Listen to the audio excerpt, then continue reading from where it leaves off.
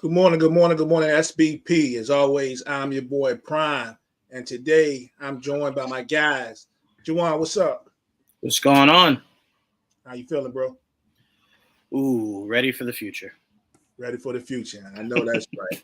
I know that's right. Joel, how you feeling, man? Good, man. Chilling, Sunday morning. Good.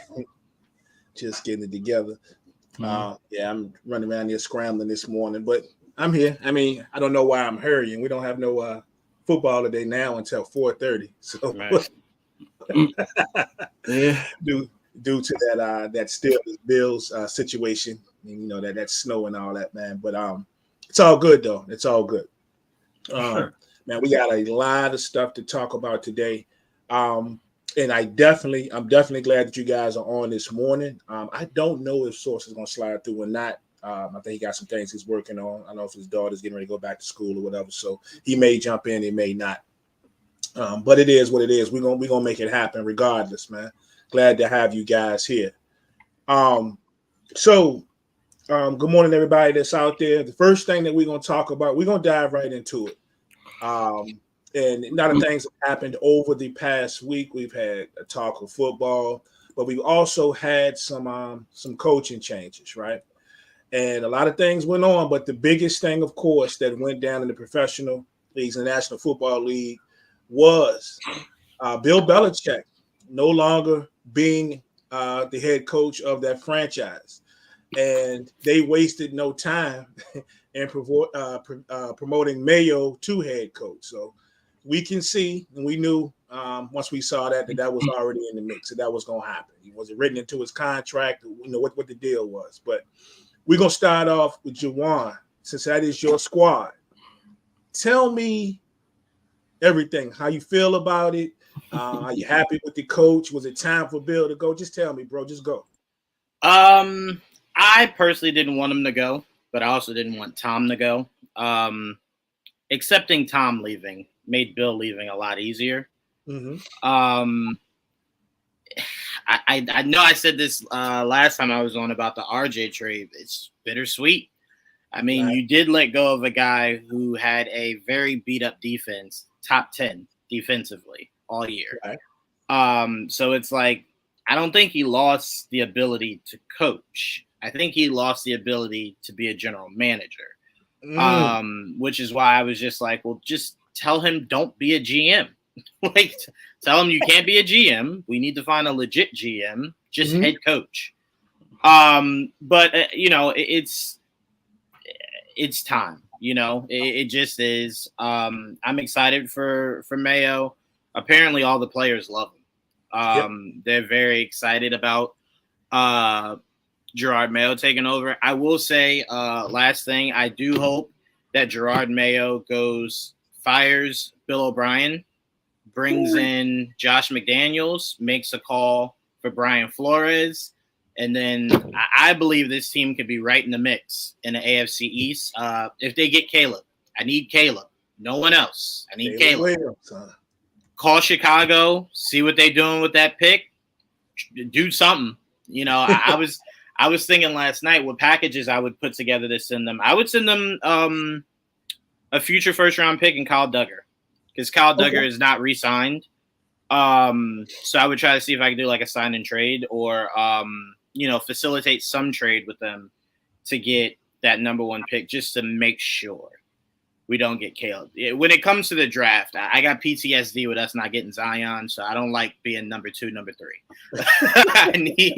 I need that number one. I need number one. So if they go and do those 3 moves, we've seen how unstable the Bills are. We saw the Dolphins are a fluke. And we know the Jets are going to have an AARP member as their quarterback next year.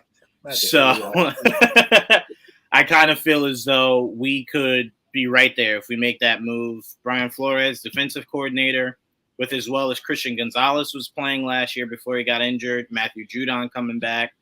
Bring in Josh McDaniels. We know what he was able to do with Mac Jones. So think about what he could do with Caleb. And I think we'll be fine. But this was necessary. I think Kraft never forgave him for pushing Brady out of the door. Even though he technically sided with him, I think he never forgave him for that, with Brady going on to win the Super Bowl that very next year. So the writing was on the wall. The season was too bad not to. So that's what I wanted to ask you, because you were mentioning Brian Flores and Josh McDaniel. You would like to see him have these old guys back in the saddle with them. What do you feel about another guy whose job is probably on the line coming back, and Matt Patricia? Oh, no. You want Matt? No. That man is. I'm not in Boston, but I can tell you he's not good in the streets of Boston. He's really? not. Yeah, he's not good. He's not good in the streets of Boston. No, sorry. No. Have you noticed? You barely heard from Joe Judge. True. He noticed it over there and say nothing. He ain't good in these streets either. So no, I prefer Brian Flores. I just need as many pieces from that Belichick tree that can keep kind of the essence of what was run there for so long. And Josh McDaniels is a proven offensive coordinator, horrible head coach. And Brian Flores is an amazing defensive coordinator. So I would love to try to get those two back. Apparently Josh McDaniels was there not only for Bill stepping down, but he was there for their very last game. A lot of people say it was because of Matthew Slater. But I think he was kind of there just to kind of see what's going on. Like, hey, maybe somebody might not go his route. Maybe might call me. So, but yeah, I definitely hope they make those two moves. And I think New England could be right there. Yeah, I think it would be really great, man, to have them get some of the guys back together and try to make this thing happen.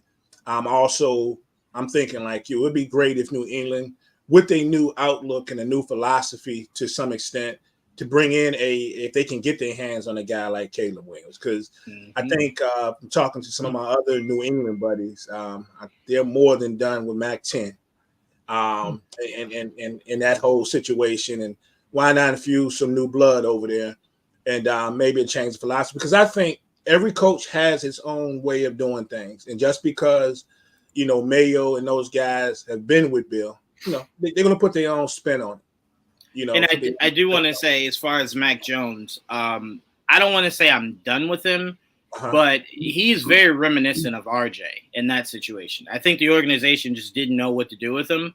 And then once you mess with a guy's psyche, it's really hard to kind of get them back. At that point, they just need to change the scenery. So I don't want it to sound like, it was Mac Jones's fault.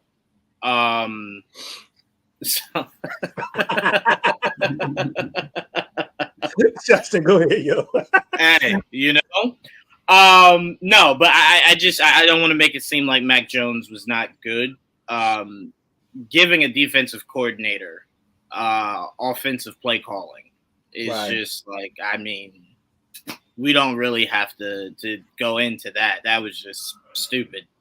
But yeah, he definitely needs to go. But last quick thing, if the Bears want to draft Caleb, by all means, please do. I'll take Justin Fields in a heartbeat.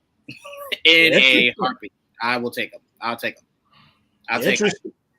So, if you're the Bears, you should look at that, because if you could possibly get number 1 and maybe number 3 or number 4, like see if somebody wants Justin Fields that needs a quarterback, and then you put Caleb Williams with like Marvin Harrison Jr. with that loaded wide receiver room. Yeah. Make that call. I'll take Justin Fields now. Just saying. Okay. Good morning to my people in the chat. Don, what's up, my brother? Church, my guy. AJ, Justin, Devontae, Mika, everybody. Joseph, appreciate y'all, man. Appreciate y'all checking us out this morning, rocking with us. Very interesting, very interesting. Joel, what were your thoughts when you saw this? Be nice. Nice perspective. Oh man. End of an era was my first thought. I wasn't sure how likely it was actually going to happen, because I know there was a lot of writing on the wall, but you never know, right? A lot of people were talking about the possibility for the last couple of years, honestly, but definitely this year the most. You're just like, yeah, it might be over. But it's kind of crazy. I honestly don't remember football without him as the coach of New England. It's weird. I kind of like trying to think back. I'm like, oh, it's been a while. But yeah, man. I mean, look, he cemented his legacy. Yeah, there's nothing to worry about there. I mean, he's king in New England forever. It doesn't really matter. Even if he goes to coach somewhere else for a bit, I'm not even sure where that would be. Yeah. But like Jamal was saying, I don't think it's over for him. I think he still has a couple years left in him, maybe at least one more stop. If that works out, then cool. If not, then he's probably gonna retire. So good for him. If they finally they just had to do it. They had to do it. They were just kind of running on treadmill at this point, so they weren't going far. So good for them. They both made the move.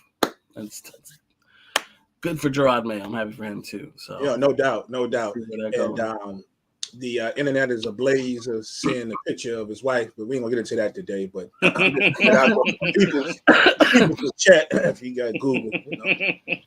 I ain't mad at my brother. All right, no doubt. So we mentioned him possibility of coaching, going to coach somewhere else, right? Do you think you guys think he would have a problem of just coaching, letting somebody else take care of all the overhead stuff? No. I mean, I tell you this: somebody's gonna be dumb enough to Deshaun Watson, Bill Belichick, and what I mean by that is they're gonna go, "There's no way I'm not gonna try to get Bill." So if the only thing separating him from going there and coming here is that he wants to be GM too, I'll fire my GM the day I hire him. So I definitely believe that. But if you believe that Bill wants to be a GM, Atlanta's not in the mix. I don't believe Arthur Smith is even remotely releasing any control to give to Bill. Only franchise I believe would be dumb enough to do that, even though they saw everything he's done as a GM, would be the Chargers. And I think if you're Bill, that's the only roster I could think of that is only missing a defense, right? You have your offense. Obviously, you probably need to add pieces to that, but you got your franchise quarterback. That is a good coach away from maybe being in the mix with Pat Mahomes and Josh Allen and those guys. So if I'm Bill, I'm only looking at the Chargers, unless he just wants to show that he can rebuild a franchise. Then Washington, go to Washington, go rebuild there. They got no quarterback, nothing. So yeah, that's why I said it depends on if he wants to be GM or not. If he does, then that wouldn't work. We'll see.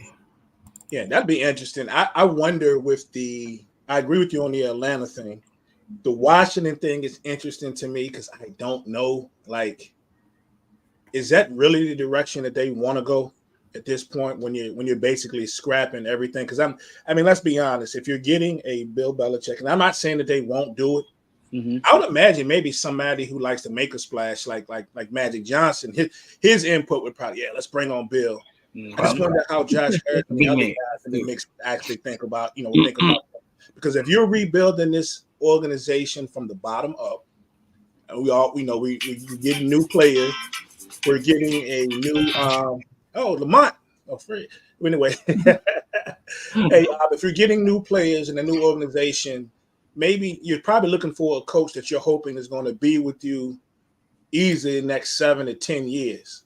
And is Belichick going to be in the game the next 5? You see what I'm saying? So I don't know, but that would be very interesting if they were to bring him in and see if they could try to make that thing work. I just don't know if that's the organization for him. And even more so in a different conversation, this kind of brings up what I was telling folks at the beginning of the season, before the beginning of the season, is if we're talking about Washington, also what does that leave Bieniemy at this point? Because obviously he's not guaranteed a job with the new coach. And he gambled on himself. And I don't want to go with all these memes and say he gambled on himself and lost, because we don't know what the outcome is yet, right? But I always felt that Washington was probably not the move for him.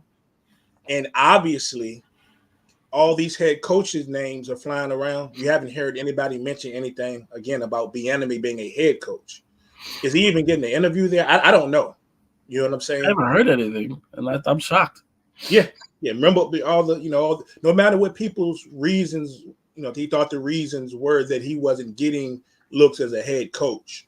And I'm not going to get deep back into that because I had my feelings. A lot of people didn't agree with mine, but it is what it is. But I will say this. We might hear next week that Washington's giving him an interview. They let him interview, right? He's already in the building right now. But you're not hearing his name in these from these other teams either. Yep. So that's something to keep an eye on. And we get the final situation ironed out in Washington, then that'll probably be more of a conversation then. But just something to keep an eye on. The tone was way different a year ago. Right. So yeah. Also, definitely Bill does have an option to sit out a year, survey the landscape, and maybe Joel, maybe he comes home. I doubt it.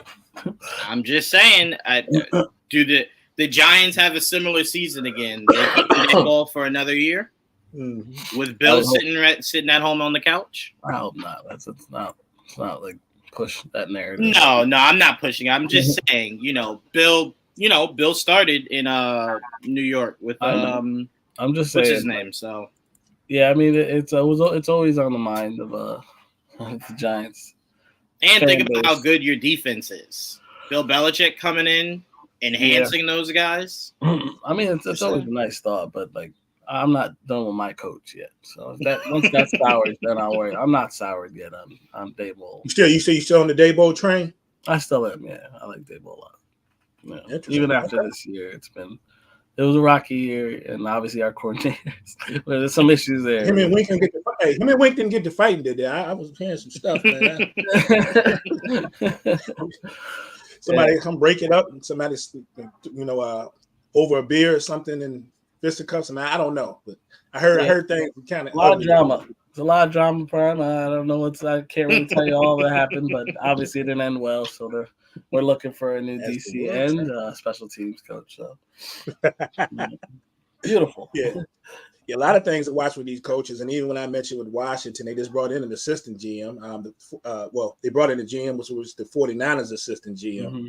So, what is his thoughts on bringing in a veteran coach, arguably the greatest in the game? I mean, that's how bringing over Belichick or what direction that he wanted. If it's just coaching, because that's really the question, right? If that's all he's looking for, just to coach. Do you think? Were you at all surprised that the coaching hire with Mayo went as quickly as it did, and two that they did at least bring in Mike Vrabel? No, because once they said that it was built into his contract, I'm like, that does make sense, because remember last year he was a hot name. And it was rumors that he was gonna leave. So it kind of sounds like maybe they were like, don't go.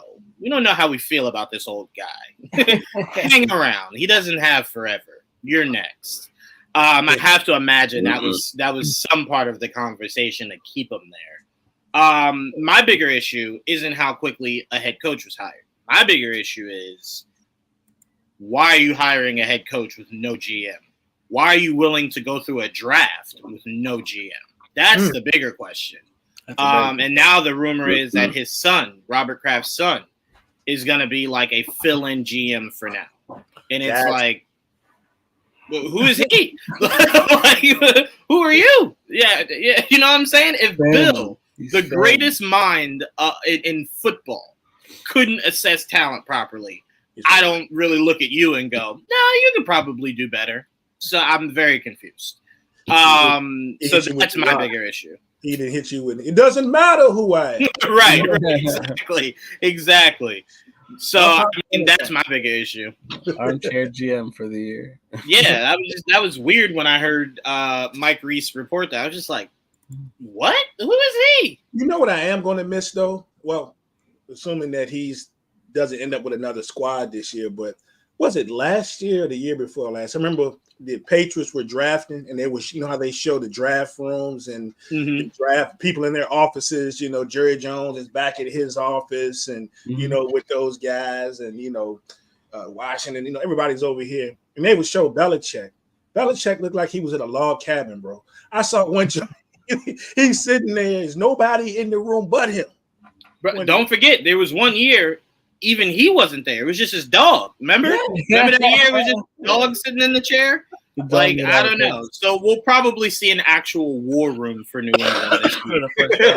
I don't think we'll see just one singular person sitting there. Yeah, they showed like Joe. I remember watching it, and they were like, and they would look at the Bill Belichick with the Patriots. They're coming up next, and I'm seeing this big, looks like a giant wooden table, like in a dining room of a log cabin. Right.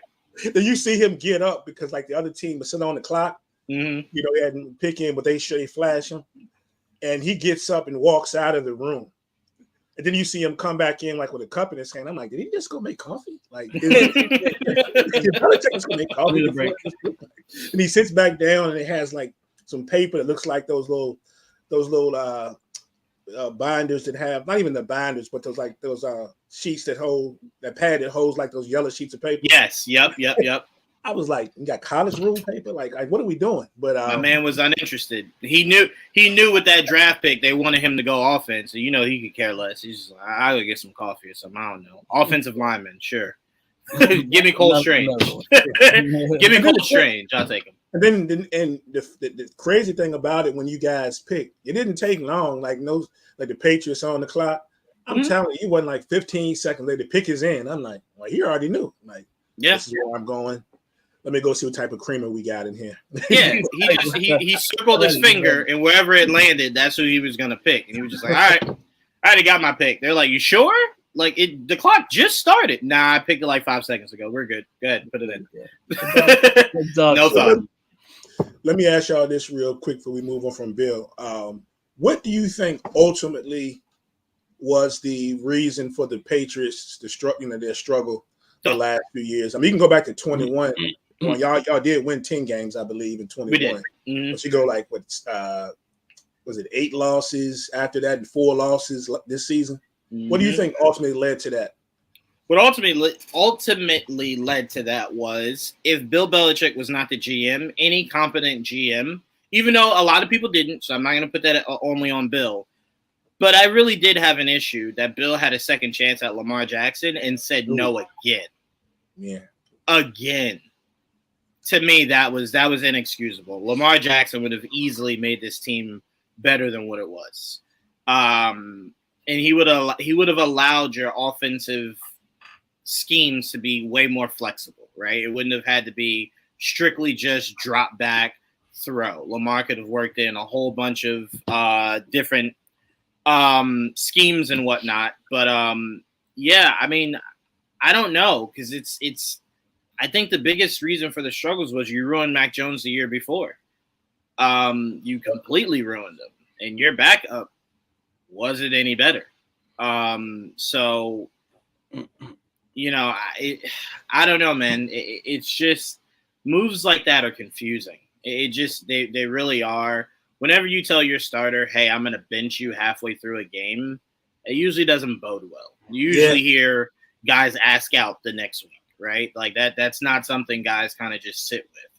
And think about it. We drafted N'Keal Harry over A.J. Brown, over, DK Metcalf, over Deebo Samuel. Like, Bill just made some really horrible offensive decisions.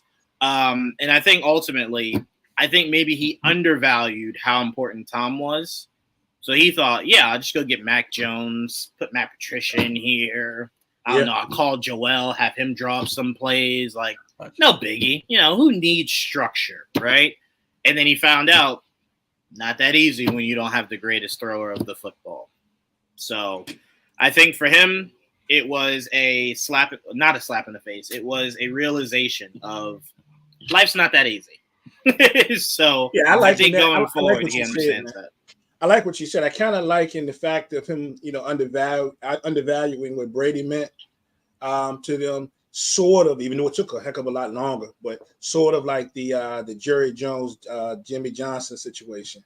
Because there became a time, even though Jerry didn't want to admit it, and, we did this, not him, later on, we started to find Jerry get a little softer and say, you know what, that's probably He says, I made 2 bad decisions. One, it ultimately is one that led to success, but the way he handled the legendary Tom Landry firing.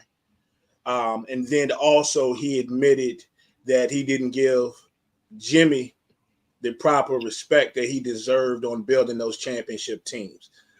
So I kind of liken it to that, different scenario, but, same thing if you were to think about it. Yeah, and that documentary coming out about the Patriots was very telling when Amendola said, we fought every day for Tom. We just played. We just happened to play for Bill. It lets you know how the world of NFL, how the other players on other teams felt about Tom, right? You'll get defensive guy. That's one thing, Prime, real quick, I'm going to say that's one thing if you look at closely, you only hear defensive players swear by Bill Belichick. Offensive players usually, I'm not saying all, swear by Tom Brady. Why? Because Tom Brady was essentially your offensive coordinator and your head coach on offense, right? So it was like, we do what Tom says, right? We're always with Tom. Tom will call us for some avocado ice cream to chill and watch film and whatnot. And Bill kind of just left them alone, right? Tom, you and Josh do that. Yeah, I think that's what Tom Brady says he eats all the time, avocado ice cream. I think that's what he said. Trust me, if there's one guy that can find avocado ice cream, it'd be Tom Brady. But no, I think that's really telling that defensive players swear by Bill. Why? Because you spend every moment with them. Offensive players, they swear by Tom. Why? You spend every moment with them. So that was literally the separation of marriage. It was why Bill and Tom worked, right? Because Bill would come home as Tom was going to work, right? So they never had to spend every waking moment with each other. It was more so you do you, I'll do me. We'll be happy. Right. So I think that's really telling and why I said I think he undervalued Tom Brady's importance to that team. No doubt. Hey, Jay, what up, cuzzo? Good morning, man. No doubt. Walt, what's up, my man? Richard, my brother. What's going on, everybody? Source was good. I don't know if you're on the road or what you got going on. What's up, my man? What's up, Source? You. He's out there handling business. That's a busy man, man. Y'all don't know. That is a busy brother. You know what I'm saying? Marcus Ransom. Solomon Peace. What's up, my man? Yeah, man. Interesting stuff. Joel, you got any thoughts on that before we go to the next joint? Thank God the witch is dead. Blah, blah, blah, blah. That's it. Not the witch is dead. He's up out of there. You can move on now. That's my heart. Hey, guys, a couple of other quick things, man, because it's going to be interesting to see what happens over these next few weeks on the Belichick front. But real quick, some of these other coaching situations out there. There's one that kind of has me baffled, and I'm trying to figure out what the heck the Raiders are doing. Like, just give Antonio Pierce the job. That's just Antonio Pierce. So he's starting to get interest from other teams now. They said Atlanta has requested the interview. We'd already heard the Titans situation. The guy's going to be a coach. Mark Davis, why are you even playing with this? I know that they're holding out to see possibly what Harbaugh is going to do. Michigan is working furiously behind the scenes to make some language in the contracts work so they can try to keep him. And I get it. But if I'm the Raiders, I'm not playing around with this, bro.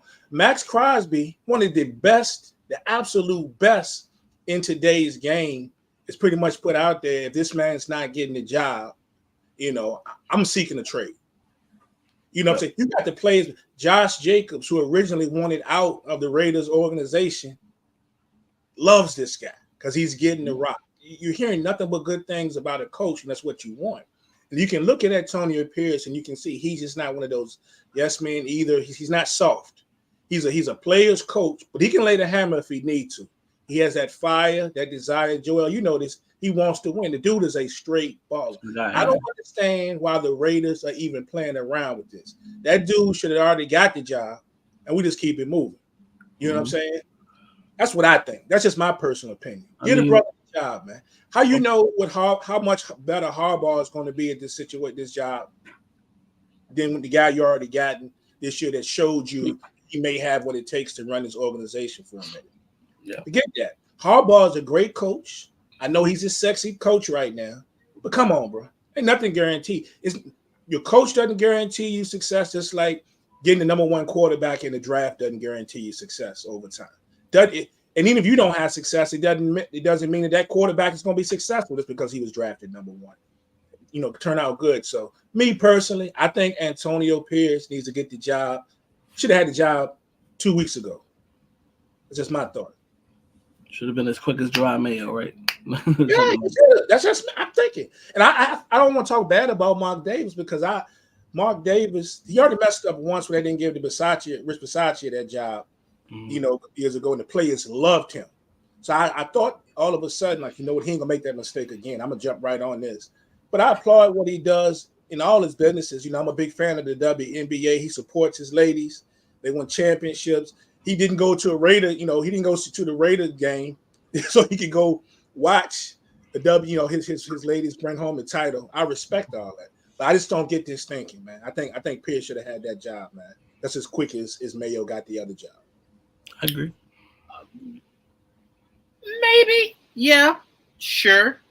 But the idea that obviously Harbaugh and then clearly Bill Belichick is now jobless. Survey the field. Survey the field. To me, see your options. Below the odds of Harbaugh, but if I'm Jim, I make the jump. Mark will risk it all.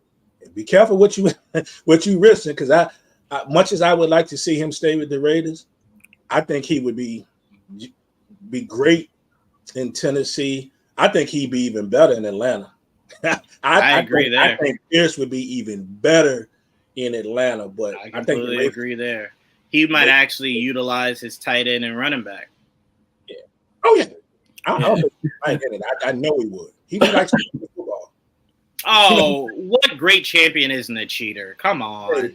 Yeah. You ain't cheating, you're not winning. Yeah. But no, I mean, I don't disagree with you that from a standpoint of how quickly he was able to turn around that stench that Josh McDaniels left. Off of that alone, he should have the job. But I also don't fault anybody for wanting to survey the land, and I also don't negotiate with people that I hire. Right? Like if I'm paying your salary, you don't get to strong arm me by telling me if I don't keep this coach, you want out. Keep it up. I'll send you somewhere crazy. Yeah. Like don't threaten me. I don't want to lose Max Crosby though. If I'm no man, I mean, I don't want to lose them, but you also don't threaten me. What do you think this is? I will make sure I wait until I see what the worst looking team is heading into next year. Ship you there for a box of cigarettes. I promise you I will. I promise you I will. You sound like Jerry Jones, man. Hey, I've been watching a little bit too much of him. I'm sorry. We did Sorry, I got the hoodie on. I'm feeling like Bill right now. Bill wouldn't accept that. You threatening me? I bet. You a Jet tomorrow. No, but all jokes aside, yeah, you're right. That is a punishment that is fitting. I like that. That's a fitting punishment. Send them to New England. Halfway decent defense, though. Send them there. I mean, I'll take all the help I can get. Send him there. Send Micah Parsons there. Whatever we can get. No. Dexter Lawrence. Joel ain't left out of this. No, he should definitely get the job. You know what job? If I was Pierce, I would wait a little bit for. You know what job I think might be opening? What's that? Bills lose before they get to the Super Bowl. McDermott has to go because at that point you don't have an offensive coordinator to blame, and they're not firing Josh Allen. So you might be the guy that has to go. And if I'm Pierce, as attractive as that Raiders job looks, Josh Allen, no quarterback. Josh Allen, no quarterback. I'm going with Josh Allen, right? So I'm just saying, if I'm him, maybe I'm not rushing it. I'm waiting. No rush. Take your time. Because if the Bills fire him, I'm in. Joel is he's giving his boy Dabo one more year. I am. If it don't work out, I'm quite sure you wouldn't mind having Pierce. You know what I'm saying? Probably not going to be sitting out there that long. So this was y'all. This year was y'all's year. Yeah, I was ready to. I would love to have included him, but I'm not giving up yet. I feel you on that. and the Chargers still out there. That's going to be interesting. Juwan, you mentioned earlier about the defense, that having offensive pieces and the defense is the issue, which is baffling when you consider the people on that defense. You know what I'm saying? Right. It's crazy. You got the Asante Samuels and the Derwin Jameses and Max. That's baffling. That's baffling. The defense. The Chargers going into the season in the Rams. Yes. And here we are. That is baffling. So we watching a lot of jobs, man. It's gonna be out there over the next several days. We'll hear a lot more. But Mark Davis, if you're watching, go and get that man a job, man. Just move on. Apparently, he is the leading candidate, according to Well, I saw that this morning, and I guess he definitely. You know, the funny thing about it, I didn't see that all of the reports of him being the leading candidate until the Atlanta thing popped up. You knew about Atlanta? I want to talk to him. Oh, anybody waiting for Harbaugh? All I'm saying is, well, I'm not saying it's a bad move. Depends on your organization.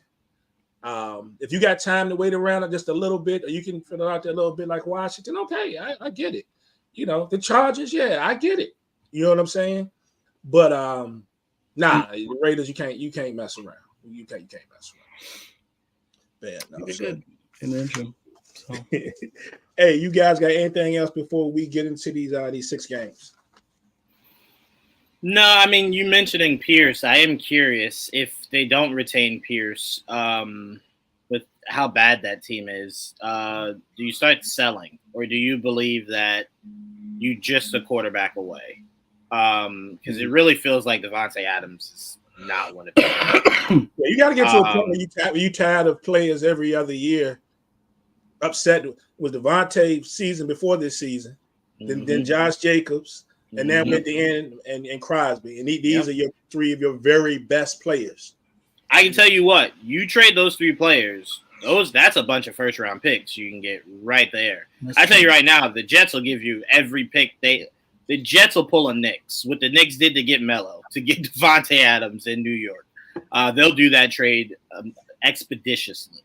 And then the Jets will use every one of those picks on the quarterback and the offensive line. Don't pick anything else. No defense, no running backs. Matter of fact, I don't even know how many picks the Jets got this year. If they if they don't get a veteran, well, they got a veteran quarterback. So we're talking about drafting a backup quarterback. A backup quarterback for the future.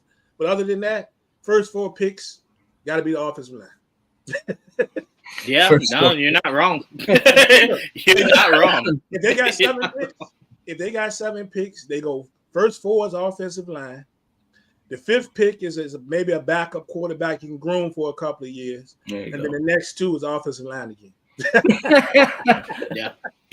You break the record for the most offensive linemen drafted by team.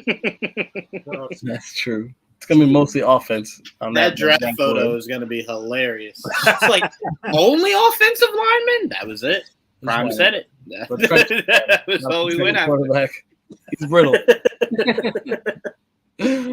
No, but that was it. I'm just curious if the Raiders ever think about starting to sell a little bit. You have very, very, very good pieces to start to leverage to enhance your future going forward. But it depends on who your coach is, because maybe he don't want to start over. I wouldn't want to necessarily. So it'll be interesting to see what the Raiders do. No doubt. Did you guys get a chance to see any of the Browns and Texans yesterday? Oh yes. Fluco made an appearance. I thought he retired, but Fluco came back. That was good to see. I'm like, okay, I remember that guy. All right, okay. He was balling before yesterday. He sure was, but when it mattered most, Fluco returned. So he had a pretty positive. What was he in the playoffs? Like 5-0 or something. Oh, he was ridiculous. I know this because he beat New England most of those times. So he was ridiculous in the postseason. But we're talking almost 10 years ago? Yeah, maybe a little bit more.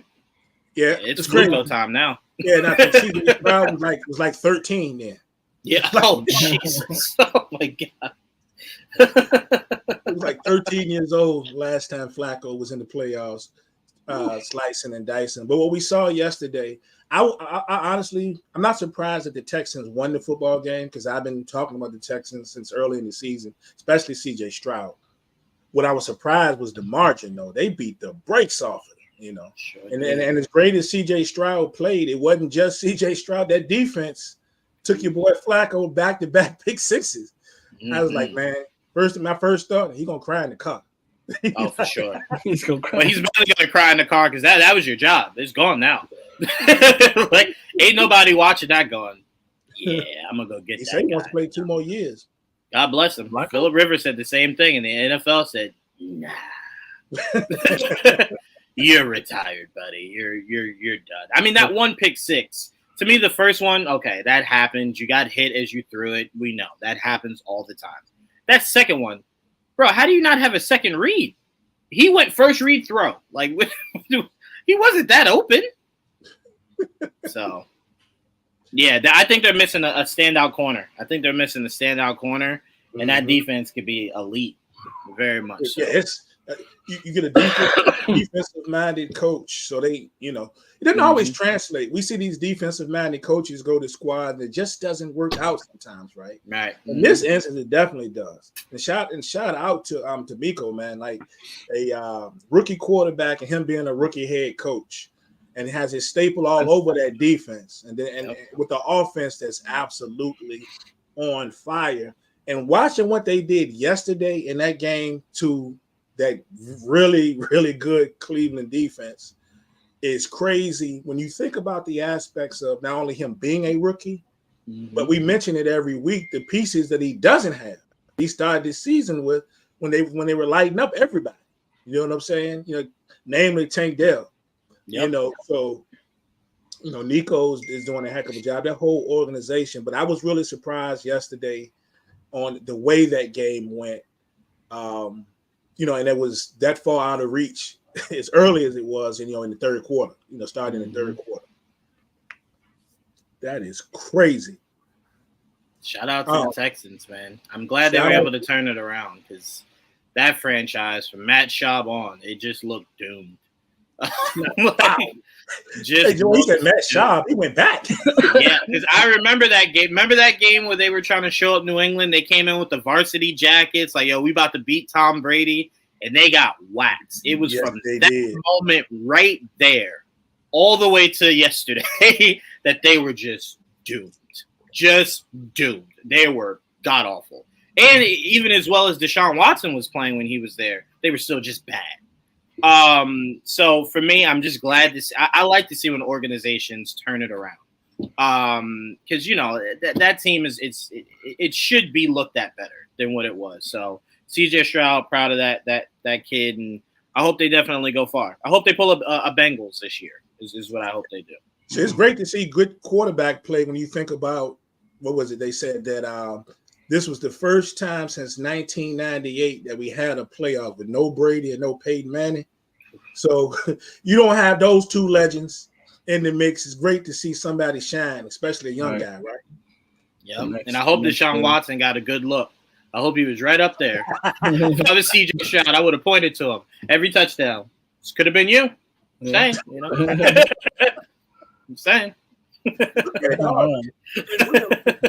Look at that. Yeah, every play, every first down, everything pointing right to him. I was telling a buddy, man. I'm telling somebody, I've been like you guys. I've been, I think Joy, you was on one of the times, but I was telling everybody, I was like, look, man, y'all. I've been telling y'all for weeks since the beginning of the season just how good CJ Stroud is, right? So a buddy of mine hit me up, and he was like last night. He was like, yo. Man, you've been saying it. You've been saying it these last couple of weeks. I'm on. It's impossible for a young quarterback to do what he's doing, especially with the obstacles he's facing. I'm like, bro, if both Pacino and De Niro can have kids in their 80s, you know what I'm saying? Yeah. Have babies in their 80s. Anything is possible. You feel me? So yeah, that's what it is. Shout out to that organization, man.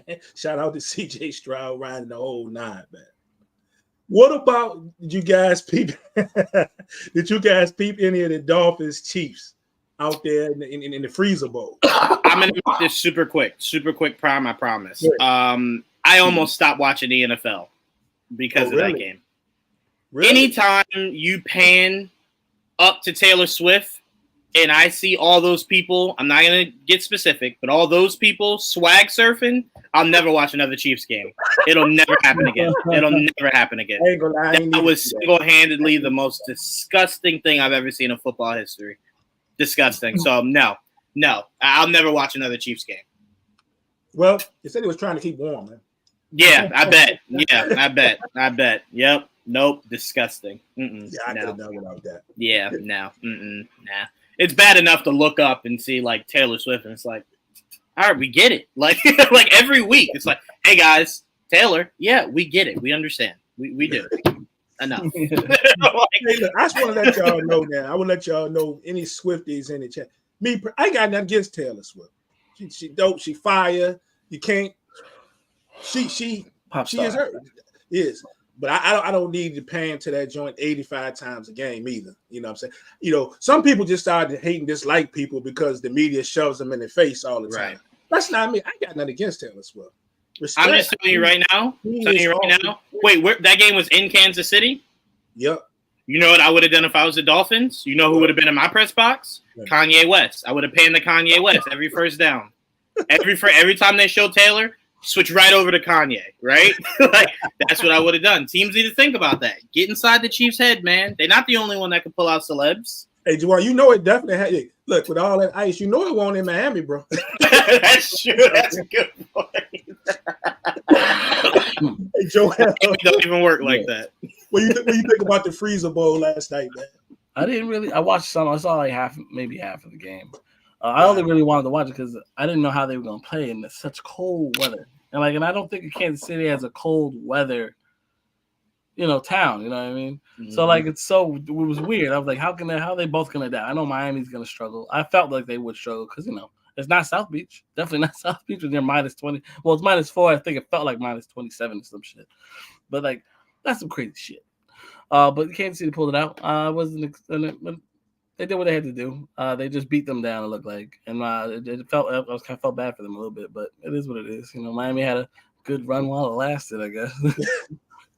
Well, they've got a history, too, of everybody was – and I know everybody was on the Tyreek train. But if you go back, just about every week this year they played a real team. Yeah, they beat Dallas, of course, but when they played like a real team to get at them, they had problems. Everybody was on them when they dropped 70 early in the year, but when they played some teams that were real playoff type teams, they had issues. Yep. And that's just what it is. Go back and look over their season. But Juwan, let me ask you this: do you think there is truth to the cold theory, like a team coming from South Beach going to play 100% in that cold weather? 100%. There were some people that actually said no, right? Both teams got to play on it. I said I got to disagree on that one.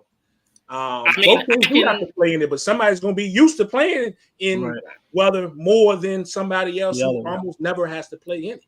Well, remember, Prime, as a Patriots fan, that's what every January looks like come playoff time for them, right? So it's like I've seen teams in warm weathers come down to New England, right?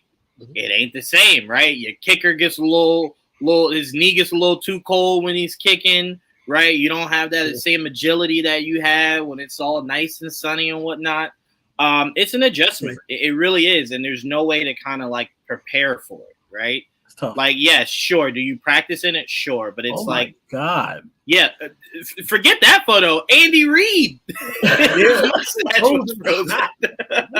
I don't need His mustache was frozen. Oh my God. So I mean, if a player says that it doesn't make a difference, it's hard to argue with a guy that's actually playing in it.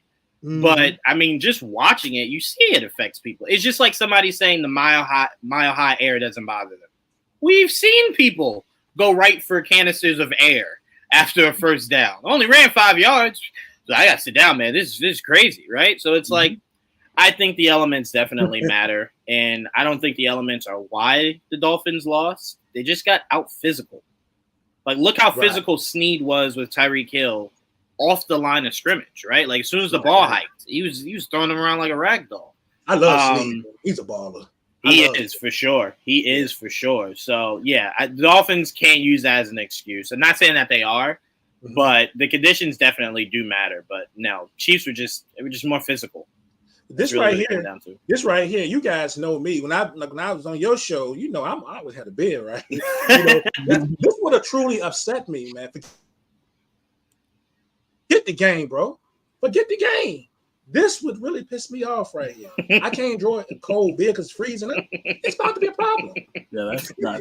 Yeah, you can. I know it might sound nasty, but I might say forget the game. If the only way to keep my beer from freezing up, I gotta go stand in the restroom to drink it. I'm just gonna stand in the restroom, bro. Nah, Prime. I'm for this. Keep me off, man. Yeah, I said it. Prime. If I walk in the bathroom, you in the corner drinking a beer. Come on, I'll be out there in a second. If I score, what happened? Oh, okay. I'll be out there in a minute. Oh my goodness!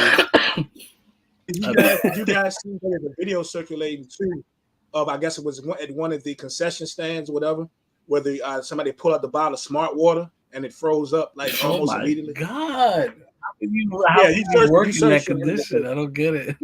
Yeah, it was shown, and it was a legit joint because what it was, you only go to games and they have the cases behind them. So they had smart water, I think, on the bottom shelf. They like some Budweisers and stuff on the top in the same cooler. Mm-hmm. They would go to pull the water out, and you could sit in it, and watch the ice. Yeah. That's how cold it was. Crazy. Does it normally get that cold in Kansas City? I've been to Kansas City. It was hot as fuck. I've seen a couple of snow games there, but not around this time because we've seen over the last 5 years Mahomes playing in January. It was never like this. Well, they said it was the fourth coldest game ever. Playoff game in NFL history. Wow. Yeah. I've seen some cold games. Like I've seen my team in cold games. I remember that LaShawn McCoy snow game. Yeah, I remember that LaShawn McCoy snow game. That thing was crazy. But yeah. No, I don't think this has looked like this usually in January for the Chiefs come playoff time. This is new. Yeah, if you look, so we were talking about the players, why I felt it made a difference. And my son and I were having this conversation last night as well. And he made a great point. He was like, well, yeah, you got to look at some of these players may have played in college ball too in that weather. And I definitely give them that. But on the flip side, though, it's been a couple of years. How much have you played in it since you've been in the league? You see what I'm saying? Yeah. So if you go back, if you look at so the most effective player wasn't even effective last night, and that was Tyreek Hill, right? Mm-hmm. They came in, they were like 6-0 when he was over 100 yards. He ended up with the one touchdown, but he got 5 catches for 62 yards, right? And that touchdown was 53 yards, I think? 50 yeah. So how effective was he? But he was the guy that's played in that weather, the one, because he played in Kansas City, or he played in colder weather than South Beach. But if you go back to Tua was at Honolulu, went to high school in Honolulu. Oh, Hawaii, yeah. And went to Bama, right? Mm-hmm. Jalen Waddle, Bama, and he's a Texas boy. Mm-hmm. Now, granted, I know that people say, well, Mahomes is from Texas, but yeah, how long has Mahomes been in Kansas City? He's played in cold games, almost every year he's been in the league, right? Yeah, maybe not this cold, but he's been in cold games. You know what I'm saying? L'Jarius Sneed was there, has been with the team for 4 years now, right? So he's had time. Chris Jones, he's played in plenty of cold games. Derek Noddy played in plenty of cold games. Even MVS, Scanlon, he played in Green Bay. Yeah, it doesn't get much colder than Green Bay. That's for sure. These guys have played in cold weather games, whether it was this cold or not. You go up and down that Miami roster, and what are we seeing? Most of it is a Florida boy. You know what I'm saying? Yeah. Raheem Mostert is a Florida guy. You know what I'm saying? It went from, San Fran to, South Beach. So just something to think about. I do think that it does make a difference. I don't think the cold weather is the only reason that Miami lost it. But I'm going to be honest, they look cold. It was shown, they panned to the Dolphins entering the stadium during the Cleveland game. And I'm not going to lie to you, they were in the tunnel going to locker room. Tua ain't look right. I made the comment. I said, Tua the coldest of mine. Like, it's gonna be a long day for him. I really had that thought, and we see what happened. Yeah, it don't get much hotter than Miami. It don't get much. I mean, whatever that was last night was had to be one of the coldest games ever. So it's like, fourth not an easy adjustment. That was crazy. So, but yeah, Dolphins went down 26-7 to the Chiefs, and a lot of questions, how they feel about Mike McDaniel. I think Tua, there's a contract situation they got to figure out with Tua. I don't know if it's an option. I forget what it is. I don't think he's going anywhere, but I'm just saying. So a lot of questions coming out of Miami because you have to be able to beat good teams. And they've had problems the entire year, whereas the Chiefs, granted, is only one game, but I have to applaud the Chiefs because we're so used to Mahomes year after year lighting people up in the playoffs. But this year, they've made it so, even though they've had their struggles with receivers holding on to the football, because they should probably have at least 2 more wins. And then they're maybe not in a situation, whereas there is a possibility that Mahomes will be playing his first ever road playoff game in the NFL next week, depending on what happens today. But but they're probably not in this position. But still, that defense is the best defense. This defense is the best defense he's had, period. Even the Super Bowl teams, right, weren't as solid as this defense, as good as this defense. And they're running the football effectively. So if you go back to those previous teams, they'd run the football when they needed to. Sometimes they got just what they needed. But now Pacheco is showing he the real deal. You know what I'm saying? Yep. So shout out to them. A lot of people buried the Chiefs early. So you see what happens. And the MVP talk, the GOAT talk was too quick and all that. And he buried them. And here they are moving on to the second round at least. So watch you handle adversity, Prime. Yep. You got to go through your lumps. You know what I mean? Indeed. The Eagles. I'm kidding. We'll see what happens. Shout out to Mahomes, man, for realizing it too. Like he's at a point that I don't have to do everything all the time. And that's just one of those games. I got guys that can do it, can make things happen. Oh, Kelsey done dropped 2 passes in a row. That's all right. I'm going to do this. I'm going to go find, old boy over here. I'm going to find it. Yeah. So Pacheco on the dump off. So shout out to him, man. Like Peter Parker, man. You know what I'm saying? With great power comes great responsibility. You know what time it is. So shout out to him. All right, let's get to these games. They got 4 games left. So let's talk about my guy, which will be the first game today since they kicked the Steelers and Bills to Monday. So at 4:30, we have the actual have a big game with the Packers and the Cowboys going down today. And fortunately for my Dallas Cowboys, this game is in Texas. Thank you.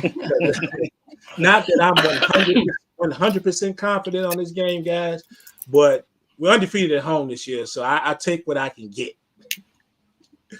Joel, what you think about this game today, man? I mean, as wishy-washy as the Packers have been all year, and as dominant as the Cowboys have been at home, it's just hard to choose against them today.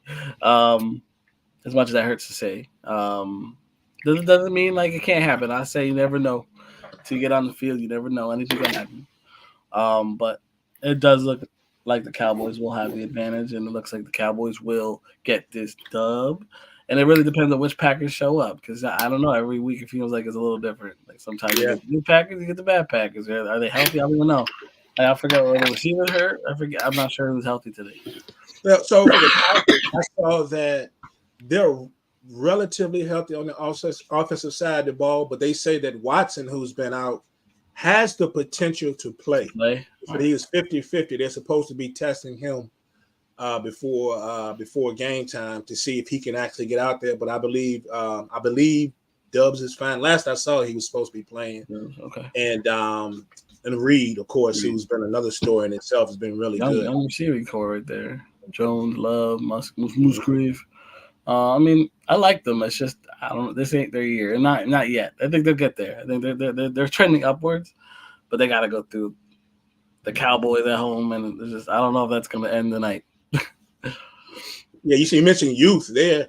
They said the Packers are the youngest team to play in the wild card since 1977. God, really? Yep. Oh, that's another reason I'm going to choose against them, because they're just too.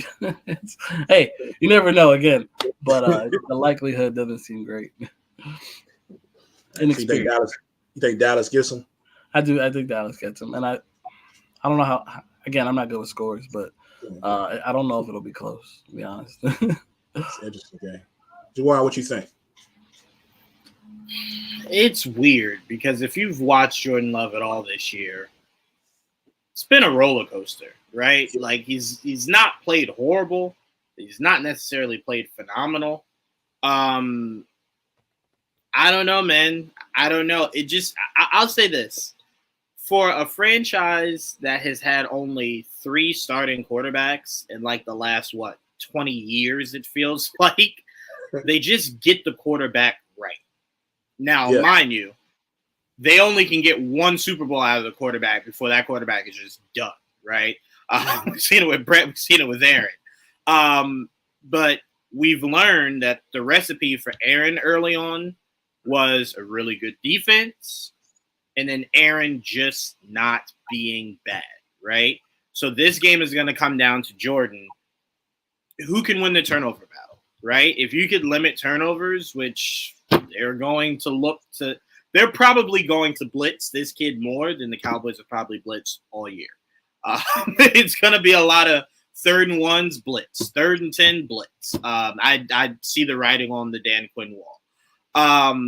But it just comes down to who can win the turnover battle. And I think if you can win the turnover battle, Packers could be in there. But I know Joel say he doesn't do scores. I'm going to say if Dallas wins, it's by a touchdown. Yeah. Interesting point because you mentioned about the turnovers. And if that's the case, I hope so for 2 reasons. One, I think Dak's only thrown 3 interceptions at home this year. So it's like he's like 22 touchdowns, I believe, to 3 interceptions. That's one. On the flip side of that, our defense has been the most dangerous at home when it comes to, turning the ball over and, picking out passes and things of that nature. So I'm hoping that, our guys, Bland and those guys eat.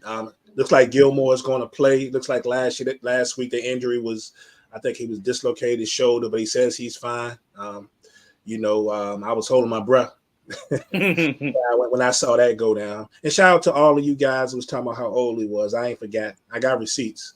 But anyway, but shout out to him. And we're going to need both of those guys because the Packers have some really good young receivers, man. But that kid, that Jalen Reed kid, I'm telling you, the way they use him is crazy. You're going to be hearing a lot more about him after this season. Because he's really starting to make a name for himself, especially with their receiving core, particularly Watson not being able to stay healthy. My whole thing with this game is we just got to stay out of our own way, right? First of all, I have no faith in Mike McCarthy. And so I just know at some point there's the dumb 4th down play that we actually should have took the points. That always happens. And we know he's the worst coach in the league when it comes to time management. I didn't think anybody, the clock management, I didn't think anybody could be worse at that than Jason Garrett, but it's just like prime hold my beer. Like he is, and I just don't get it. He's just horrible. We got to stay out of those situations. But the Packers have struggled running the football the way they want to. Some of it's because the offensive line had been nicked, and some of it's because they had injury to Aaron Jones a few games here and there, and he's supposed to play today. I don't think Dylan is. So the Cowboys, if you're going to get them, you're going to be able to control the clock and run the ball. And the way that they've been getting that backfield against the run, DeMarcus Lawrence, Diggy Zul and them, that's going to be key today. So I'm hoping and praying we just don't trick this thing up because we should win it. But we're going to see. But, yeah, I'm going with my Cowboys. I feel like we should win this game by at least 10 points. That don't mean it's going to happen. We'll see. The determining factor for this game is Dak Prescott. Whether or not he has it won't matter what kind of game Jordan Love has. It'll definitely matter what kind of game Dak Prescott has. He has one of those Prescottian games where he's struggling, especially early. If Dak Prescott struggles early, I do believe Jordan Love and that team can get ahead early. Unless your defense just decides this is a transcendent week for them. And then it's a tough day for Jordan Love. Yeah, it's going to be interesting to see how they try to defend, of course, that guy, CeeDee Lamb. Now, Jai Alexander is questionable. He got some kind of freak injury in practice. So he's questionable. So I know they're going to want to have him on the field. And even if he does play, if we got a question whether or not you're going to play and you got an injury, man, I'm going right at him. I'm running right at him to see how he's holding up. It doesn't matter who the receiver is. But if he's not healthy and he's not the one on CeeDee Lamb, it is going to be a long day for the Packers. I'm putting a corner and a safety on CeeDee Lamb at all times. If that means Cooks has 600 yards today, God bless him. But I'm not letting CeeDee Lamb beat me. Every time I'm boxing them in. Corner, safety, boxing you off right there on the side. And we'll just see if Brandon Cooks can have one of those Brandon Cooks games. But no, CeeDee Lamb, if I'm the Packers, I'm okay if we lose this game close and CeeDee Lamb only has, 80 yards, 90 yards. I can live with that. But those 100-plus yards, we won't stand a chance. If CeeDee Lamb's eating, you're done. You're definitely done. So that's my first point of attack. Box him in at all times. CD, I need about 12 receptions for $163 and 2 scores. That's what I need. Yeah. If he has that, you've beaten the Packers by halftime. That's a wrap. But no, if I'm the Packers, they obviously know that needs to be their focus is CeeDee Lamb, and you got to box him in. You just have to get physical with him, box him in, and just pray that that's enough. I don't really know what else to tell you. The guy's been unstoppable this year. The cheeseheads. Let's see what happens. Y'all talking about Reek. Put some respect on Lamb's name. I just want to put that out there. 88. No, that's facts. I think the only reason he's not talked about as much as Tyreek is because Tyreek's he was doing some transcendent stuff this year. Oh yeah, we know he done missed that game. He's probably right at that 2,000 mark. So I get it. Wait, where do you have CeeDee Lamb as far as best receivers in the league right now? So I can only go by this season. Let's just take it by this season because things change, Yeah. And you got a lot of things to consider, man. Like you gotta, I know Chase was at the top of just about a lot of people's list. And did we really fault Chase for what happened to his quarterback, early in the year? Y'all know how I feel about JJ. I think JJ is my guy, Justin Jefferson. Yeah. I mean, a little different between him missing those 4 or 5 weeks, whatever he missed. And then, of course, you're not having Kirk Cousins back there throwing you the rock. The great Kirk Cousins, I might add. Throwing you the rock. It's a little different. But if we are going by just this season and what we saw and what was put on display, I'm gonna put him at number 2. I put him right behind Tyreek. Okay. This season, I don't disagree with you at all this season. But overall, he's top 10 for sure. That's not even to be debated. I think this year top 5. Yeah, if you're talking this year, and of course we'll see what happens next year. He's number 2. Yeah, I definitely think he's without a doubt. If somebody didn't want to have him number 2 or 3, you'll have a hard time convincing me he ain't in your top 5. No, he's definitely number 2, like you said. I think my issue with him overall was just last year. It was a question of can he really be 1A? Right. Can he really be 1A? And he's shown, yes, he can.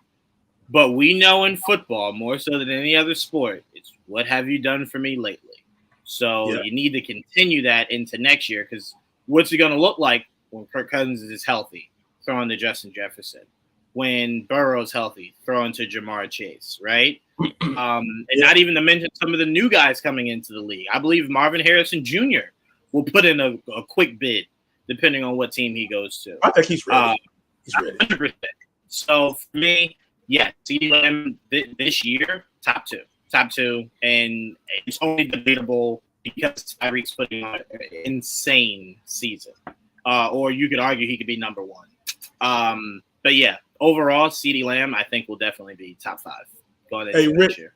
You talking about Gallup being a factor? Well, it'd be about time. But we're used to this with Michael Gallup. Gallup will be on a milk carton, back a milk carton for 6 weeks, and then he will come out and have that one game where he scores and has a nice game, and then you don't hear from him for another few weeks. But I'm all for it if this is it, because his time in Dallas is probably done. So if this is the time he chooses to have the big game, I'm all with it, my brother. Mm-hmm. I'm definitely all with it. But we'll see. We used to seeing that 2 to 3 receptions and keep it moving. But no, I think if you're Gallup, I think the playbook should be centered around him heading into this week. Because, like I said, if the Packers don't try to box in CeeDee Lamb, they deserve to lose within the first quarter. But if they do, then that leaves an opening for Brandon Cooks. It leaves an opening for Gallup. And I think those guys will definitely feast well. But like I said, it just depends on the scheme Packers are going out with. You can limit CeeDee Lamb. I feel as though you feel confident you can maybe win the one-on-one battles with Cooks and Gallup. You don't feel that confidence against CeeDee Lamb in the way he's playing. So to me, I do think Gallup will be very important to see if he can kind of make that next step. And he'll get the chance. Because like I said, if they don't box off CeeDee Lamb, somebody needs to be fired over there in Green Bay. That's for sure. Yeah, so no doubt. I just want to put this out there before we move to the next game. I just want to let y'all know, in case of there's no misunderstanding, anything like that, don't believe the lies you see on the internet, all right? Dez caught it. I just wanted to make sure y'all get that. Dez caught it.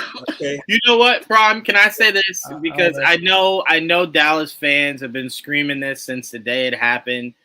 You know what you Dallas fans need to start doing? You need to start putting the responsibility on Dez. That was not a throwing catch with 10 seconds left, right? And you're like, I gotta reach for the end zone because the game's on the line. You had mad time. Just get the first and goal and call it a day. Just catch it, bring it down. That's it. Secure it. Get that first down. You guys maybe get a touchdown. We look at that season a lot differently. He did not need to get greedy on that play. And they do it every game, though. People do it every game. Even the running backs. Like, you're trying to get the touchdown. Nah, don't be too greedy there, man. Don't be, especially when it didn't look like you necessarily securely had it coming down anyway. Just bring it in. It was like 5-6 minutes left, if I remember correctly. 4 minutes to change, I think. Yeah. Yeah, I get it. Everyone does it. I get it. But in that moment, didn't need it, right? You did. I mean, if they call it, clearly what I'm saying is dumb. But since they didn't. But so, Juwan, so they would have ruled it a catch, right? Mm-hmm. Say they would have ruled it properly, and it was a catch. Would you be saying the same thing? If it was a catch and a touchdown, or if it was just a catch, like he just got the first down? Either one. If he got the first down, no. But remember, if he just brings it in, he would have gotten the first down regardless. It was the touchdown that he was trying to go for right there. I ain't mad at it. Look, just because you're in the 1 yard line don't mean you're going to score. No, but you have 4 really good opportunities to, as opposed to that coming all the way back for 4th down. We saw the Chiefs get down there and it looked like they was definitely about to get a touchdown and end up being a field goal. So, I mean, I don't know. I'm just saying it's yes, I believe some of these rules are stupid. It's the equivalent to where it's like you catch the ball, right? You catch it in the end zone and then you think like, okay, I got it. And someone comes and bats it out. I like, or it gets knocked out of bounds, and then now that's the change of possession. It's just certain things, the rules, right? And if you don't know the rules, that's one thing Bill always instilled in his players. Learn the rule, because we're going to bend the hell out of it. So learn what we can and cannot do. You just got to know how they rule some of these things, man, and just play accordingly. But again, I'll never knock them for the effort. It's just you had mad time left. The first down. I wish I had the video, though. That was a hell of a catch, too. If you go back and look at it. Was. Yes, it was. I mean, when he went up for it and took that was crazy. Wait, you want to know how you know that it was definitely a catch? What's that? Look at number 37's face. That's damn. That's what that face is right there. That's how you know it was a catch. It was for sure a catch. Yeah. I just wanted to put that out there. Let's get to these other 3, man, when we get out. So the next game will be the night game. The Rams and the Lions, and everything is centered around the trade that took place in 2021 when Goff and Stafford essentially just switched teams. And it's worked out somewhat to both of them. So Stafford, we know, got a Super Bowl out of this when he with the Rams. And then we look at Jared Goff, and Goff hasn't gotten that Super Bowl win, right? But Goff, they've got some pretty good players out of the mix. If you look how the trade broke down, they got Jahmyr Gibbs, as we know, is one of the bright young guys, up and coming guys. Had a heck of a season the second half of the season. Daniel Laporta, we see what type of tight end he is. Jameson Williams, and a host of other players. So this is going to be a great game, and I'm kind of glad that it is the 8:00 game tonight. What you guys see? I'm going to be honest. This, Prime. We've had numerous. I've had numerous arguments with people over this. I've never been high on Matthew Stafford, and I think they've definitely. Can I say this really quick? Yeah. The Rams should be talked about more and studied. That franchise was dead a year ago. Dead. They managed to get late round picks and turn them into potential superstars all around that team. Special teams, offense, defense. Unbelievable. Unbelievable. That's why you get a GM that says F them picks, right? Because when you're smart enough to take late round picks and flip them like they did, F them picks, right? So for me, I look at this team and I go, it's the Lions' time. And it is. And I kind of feel like if Jared Goff can't get it done, you might have to look at that. Not saying that he hasn't had a good season or he's the reason for any downfalls or anything, but this team is too talented to not go out there and get this win. They're primed. They just are. Amon St. Brown, like everybody, they're ready. And I think this is the time for Jared Goff to redeem himself, right? Because he hasn't redeemed himself since that New England Super Bowl loss where they looked bad. A team that was scoring 50, 60 in the season got what, 10?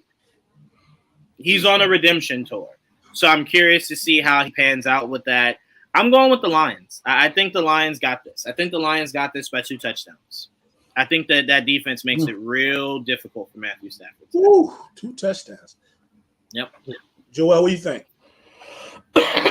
I think I'll probably lean the Lions too. I like the Lions on paper a lot more, but Rams have shocked me. like I said earlier, I've been surprised what they've been doing all year. I don't really love either Goff or Stafford all that much. Weirdly enough, I think it's more evenly matched. I don't think I have 2 touchdowns. I think it'll be close if it is a Lion win. Because this kid Nakua came out of nowhere. Like, who is this guy? They pulled a running back out of their ass. They didn't start with him, and I knew that. I knew when the year started that what was his name was not going to be the running back all year. So I'm actually happy for Kyron to take over and do what he's been able to do. They got Cooper Kupp.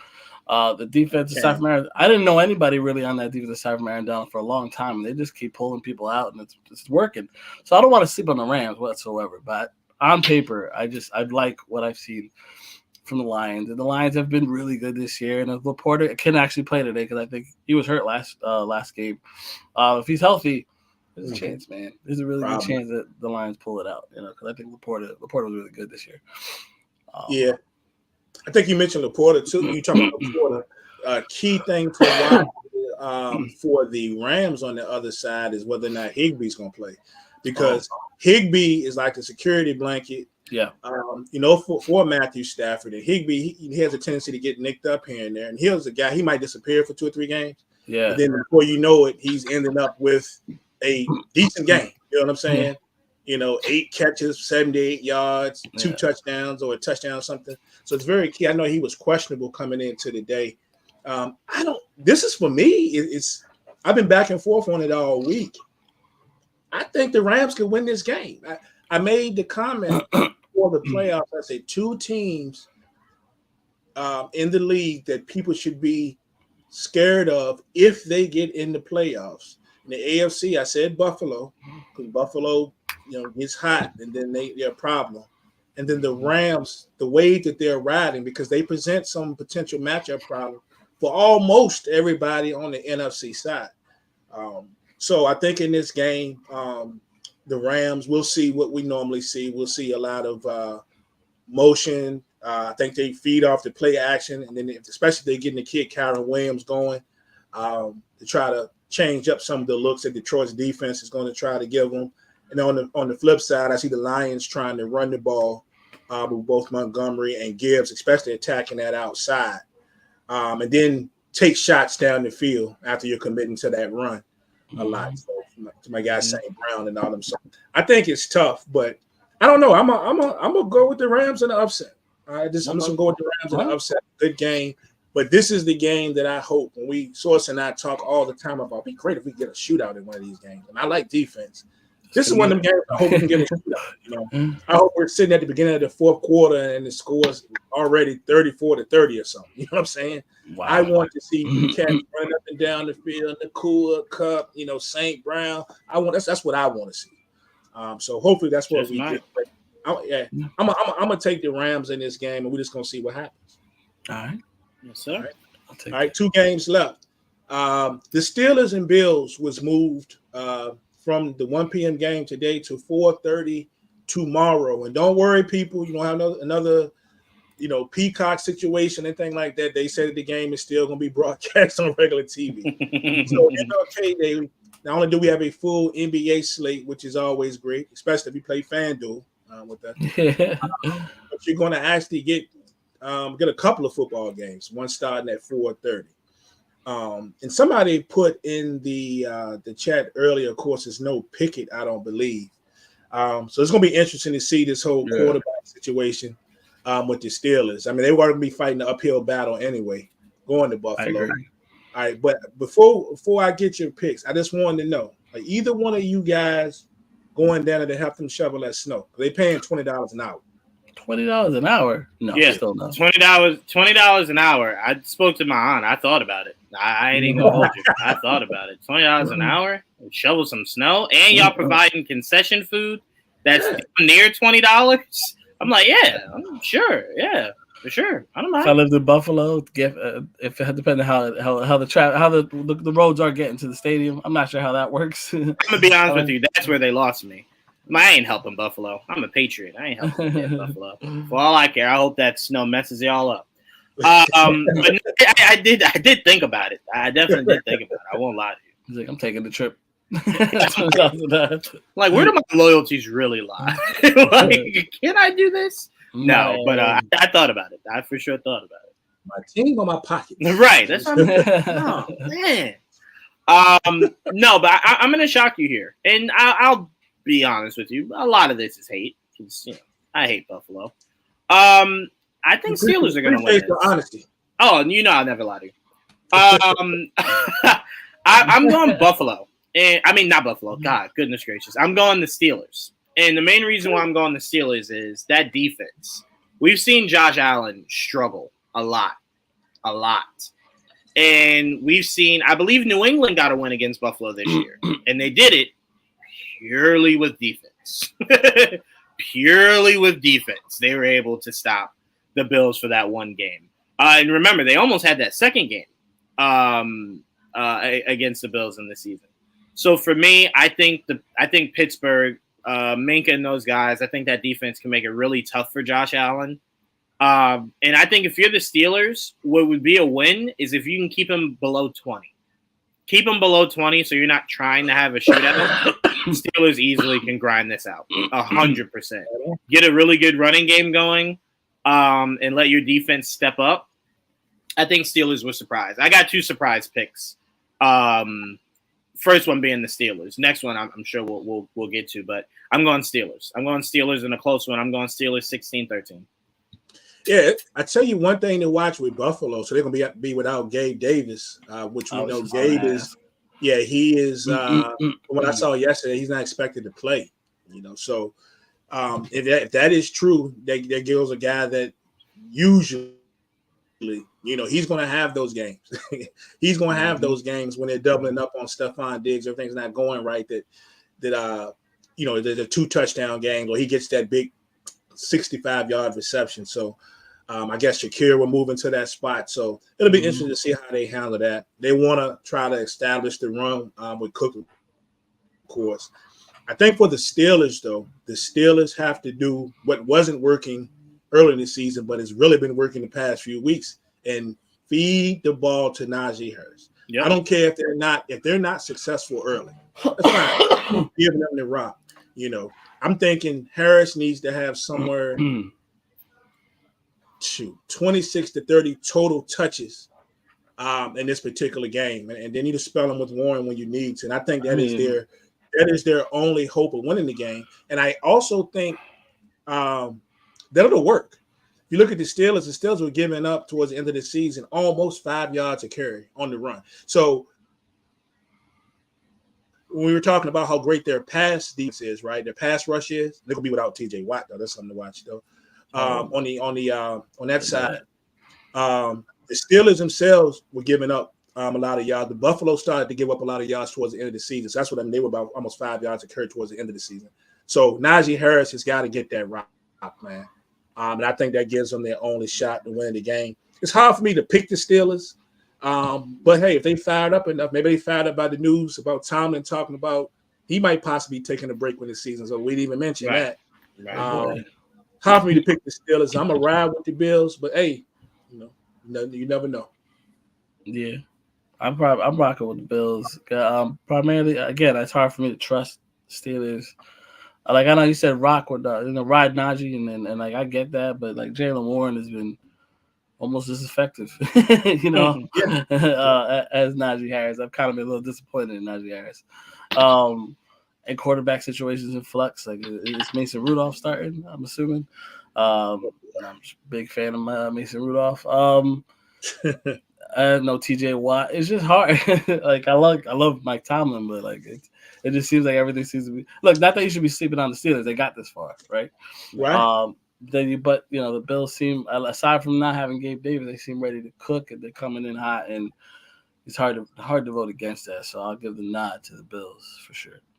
Yeah, it's going to be interesting. Like I say, if either team tries to establish the run, because that was the weaker point for both defensive lines towards the end of the season, if you want to point to it. So as much receiver talk as we've given. So it's going to be interesting to watch, man, to see what happens. And next up will be the very last game. It's going to go down tomorrow. Tomorrow night at 8:15, we have the Eagles and the Bucks going at it. A lot of turmoil going on in Philadelphia right now, especially with A.J. Brown. Not only has he been ruled out, but he out here scrubbing social media. And, we're finding out now, supposedly now, I don't know if this is true or not, or just cleanup, that he actually went to the Eagles social media departments and the media and told them, it's like, nah, he just trying to get his mind right to focus on nothing but football and all that. But, I don't know how true that is. But there's definitely some issues going on in Philadelphia. Not just with the players, but Philadelphia. I was looking at the Philadelphia. I watched one of the New York papers that Sirianni job might be on the line, and that's crazy. It might be. Think about it. Because they were just in the Super Bowl last year. They were from the Super Bowl to not having a job. There's a lot of stuff going on in Philadelphia, man. Peterson. It happens.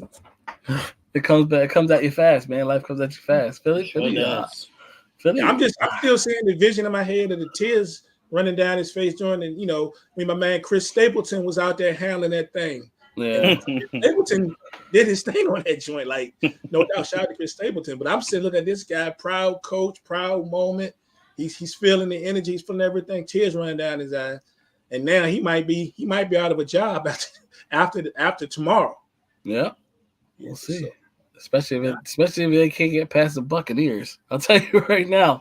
I mean, I'm just saying, like, they've been on basically a free fall the last couple of weeks. Let's be real. Look who came to play. 10-1. The Wildcats should have some repercussions. Sorry. Hey, a lot of Philly fans in the group agree, because that's all I was saying when I put the question up, and they were just talking. They agree. All right, I get it. But look, this is the prove it game though, because they've been messing around too much, right? So if they're gonna actually go somewhere, they got to get through obviously the Buccaneers, who've been playing really well, right? So I mean, the hot team and the Buccaneers are the team that's like struggling the last couple of weeks. The Eagles, like it's all how hot you are going in most of the time, right? It's a hot hand usually gets the win. So it's hard the Eagles are stacked for the most part. When healthy, they're a really good team and they have players to boot. But the Bucs are hot. And the Eagles they seem to not be able to get out of their own way right now. Mm-hmm. So I'm leaning Buccaneers for the upset tonight. Ooh. The Baker boys are on alert. Baker boys. The Baker boys. Yeah, hopefully he's good. I'm telling you. I saw something earlier. They said he's questionable, but I'm pretty sure he's going to play. Nah, we show up. That's Ovens all. on. That's all. Ovens on. You know the Baker's showing up. Ovens on. We ready. I'll just let you know this right now so everybody's not shocked later, okay? Baker Mayfield and Mike Evans are going to put on a hell of a performance tomorrow. The Buccaneers and the Baker boys will continue this ride. Oh, you were in the comments. You better hope that the Buccaneers don't win. I don't care if Baker has 1 yard. I don't care if he has 1 yard. If the Buccaneers win, Didge. Yeah, I'm going Baker boys. We up. Yes, sir. Yeah. Yes, sir. Yeah. Philly, man, I don't know, man.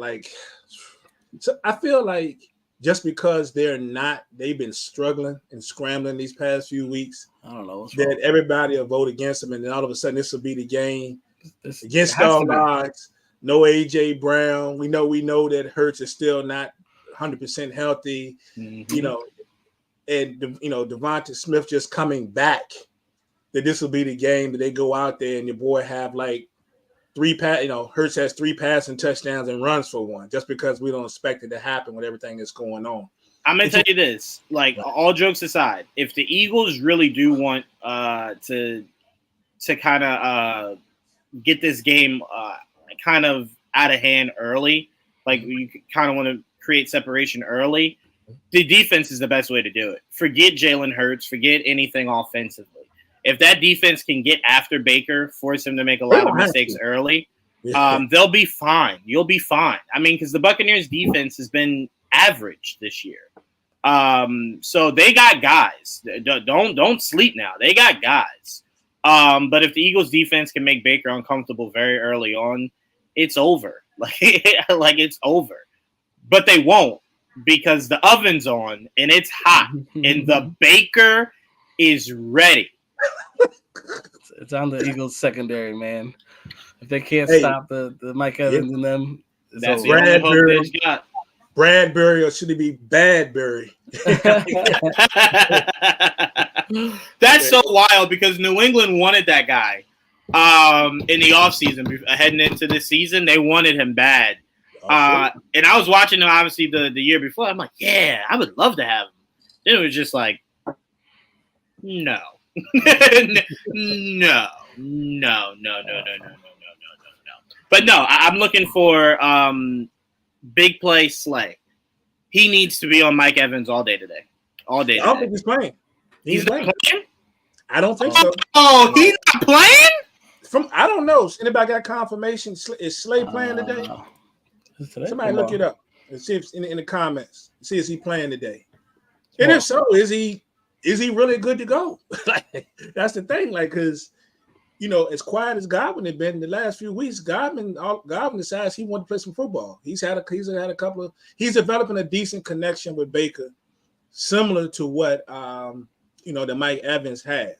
So somebody looking that up. But Didge wanted you to know, don't be talking about the Patriots with this amount of love. First of all, that's a damn lie. And hey, when you that bad, what you want me to say? I can't make up nothing.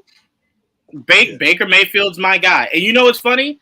I only support Baker Mayfield this hard because Didge dislikes him that much. If Didge would calm down on his dislike, I'd relax. But he won't. So they be hating hard over there. So they be hating hard over there. Does that mean? Are you putting that in saying that Darius Slay is playing? You put he is. He is. Oh, he is playing. Yeah, he needs a shadow. Oh, okay. I see it now. They said healthy again. He is. Says he's supposed to play. Yeah, I'm gonna tell Darius Slay this. Even when Mike Evans is sitting on the bench, right? Darius Slay needs to still be sitting next to him. He needs to shadow him everywhere on that field, in that arena. Follow him, because Mike Evans is going for a big game today for sure, 100%. Indeed. Yeah, I'm gonna go with y'all though. I'm gonna ride with the Bucs. I'm gonna ride with the Bucs in this, but I would not be surprised with AJ Brown. Julio, watch Julio. Julio gonna have to eat. You know what I'm saying? Julio. And AJ Brown is officially like out, or is he gonna pull a Paul Pierce, or is he out? They ruled him out. They ruled AJ Brown out a couple of days ago. They can get past this round. They'll get him back probably. So Julio may not have a lot of yards. Julio can mess around, be one of those guys that gets in the end zone a couple of times and have like 30 total yards receiving. You know what I'm saying? But you never know. You never know. You don't. Very interesting game, man. And that is that. Before we get out of here, you guys got anything that you want to talk about, bring up, anything? No, my biggest thing was to look out for a head coach change if the Bills lose. Yeah, well, we talked about Sirianni possibly losing his job if they lose. We talked about McDermott situation. I totally agree with you with that. And I got to throw it out there. I'm looking at McCarthy too, because really, 100%. Forget the record and all that. I know Jerry like to hold on to people, but you got to think. There's no, I don't see how he could lose today and Jerry not seriously think about, man, we got to go in another direction while this team is still something. Because this is my thing, but this is how I feel about it. The same way I feel about the Dak Prescott thing. Dak Prescott, people talk about Dak Prescott and how he's been in the playoffs, which has been horrible, and rightfully so. They should talk about Dak Prescott in that manner, right? Right. If the Cowboys lose today or whenever it is in the playoffs that they lose, if they lose, and Dak has played well, and he's not necessarily the reason that they lose, it's a little different. You see what I'm saying? I know people still say, well, you're the quarterback, he didn't win. But he played well, because let's be real, he hasn't played well in the playoffs, the last couple of times. So it's a difference between losing and are you the reason they lost. Right. McCarthy is a funny thing. I don't think he can afford to lose the first game of the year, the first game of the playoffs today. If they win today and as they advance, if the Cowboys lose and it's off of something dumb that he did, you know what I'm saying? The untimely fourth down when they should have took the pick, like I said earlier, should have took the kick there, the points, or the clock management down the stretch when they have a shot to either run the clock out or give Dak more time to try to institute a drive. And that'll be something to watch as well. But I don't see any way possible that he could keep that job, and he should keep that job if they don't at least win today. My stance has been I'm not even talking Super Bowl like some people. I feel like he should keep the job if they get to the NFC Championship game and they don't lose that game because of what he did. I don't know. To me, he has to go if they don't make it to the Super Bowl. Only because how much better does this roster need to be? Like, I mean, it's on paper, it's one of the, if not the best roster on paper. So it's like, if you can't get to the Super Bowl with this roster, what do we need to do? Yeah. Like, what do we need to do? We need to get the ghost of the Cowboys past to come play, maybe? They're both for him and for Dak. So, I agree. Right. I agree. As much as people want to debate the issue, and I understand everybody's a stand for their favorite player, or we always got to have a conversation about Romo and Dak, whatever it is. I mean, I did put some up on TikTok because I know I was going to get a reaction, which I got a ton of reaction on, right? It was just a simple question. I said Romo or Dak.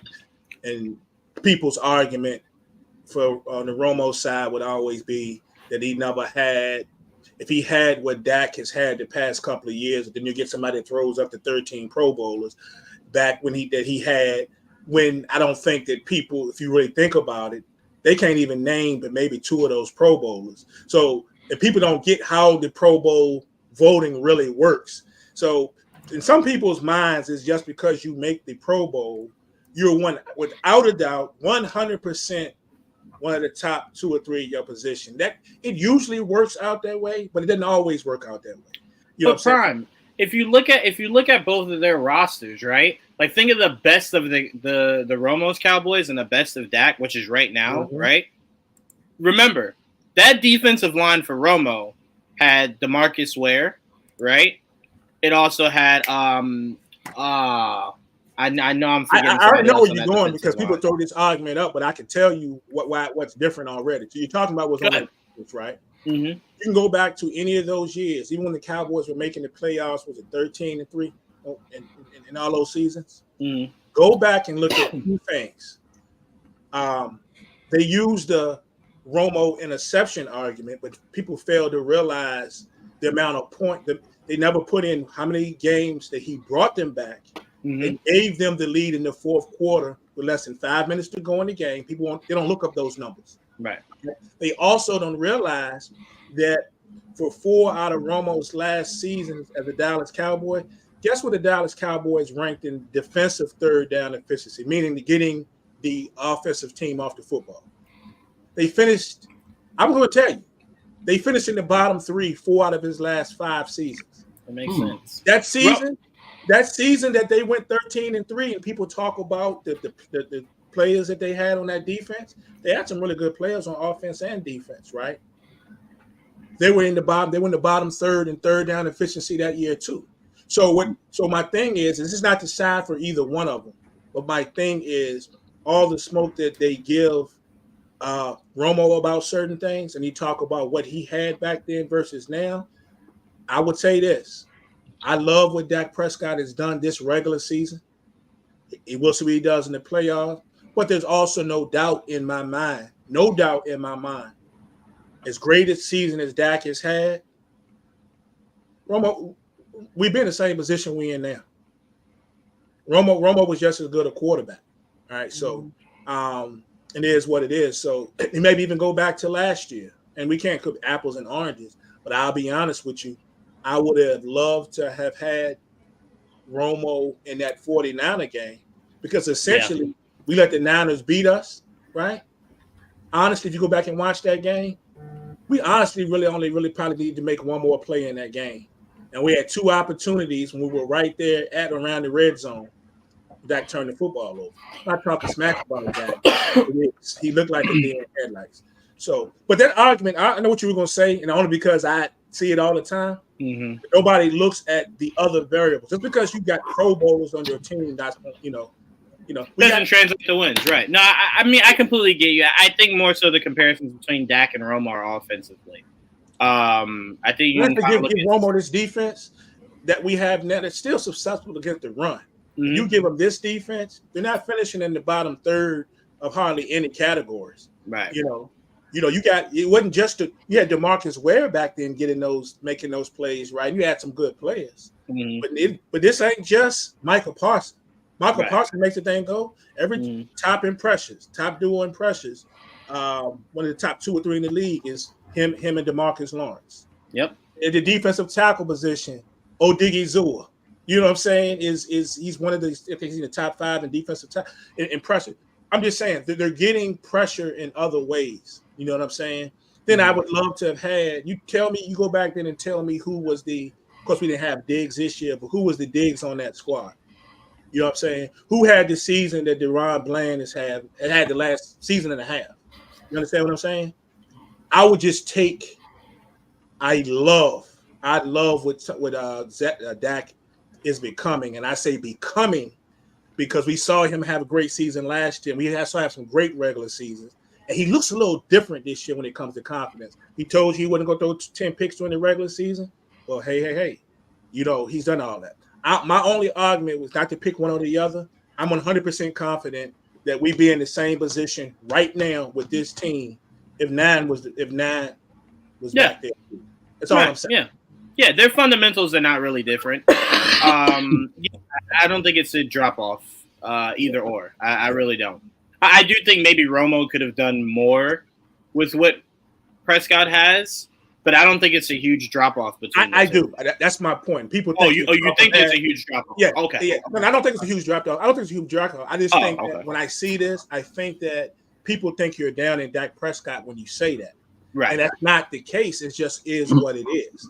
You know what I'm saying? Now on a leadership scale, they love that. Okay, I'm probably gonna take Dak Prescott's leadership over Tony Romo's a little bit because I think the players respect him. Not that players didn't like Romo, but I think it's the respect factor and the command in the locker room is a little more here with him, with Dak Prescott. Right. You know what I'm saying? So yeah, you give Romo healthy Jason Witten, healthy CeeDee Lamb. Yeah, Romo might put in some work. Yeah, I ain't even gonna hold you. All right, yeah. Okay. All right. Yeah. So Dak, all I'm saying is I need regular season Dak through the playoffs. Help me out, my brother. Help me out, my brother. That's all help me out today. But that's all I got, man. But I ain't gonna hold y'all, man. I appreciate y'all so much for coming through. No doubt, great job as always, guys. And hey, we'll do it again at some point, man. No doubt, man. I always enjoy y'all insight, man. Everybody that's watching, thank y'all for checking us out. We'll catch you on the next one. Peace.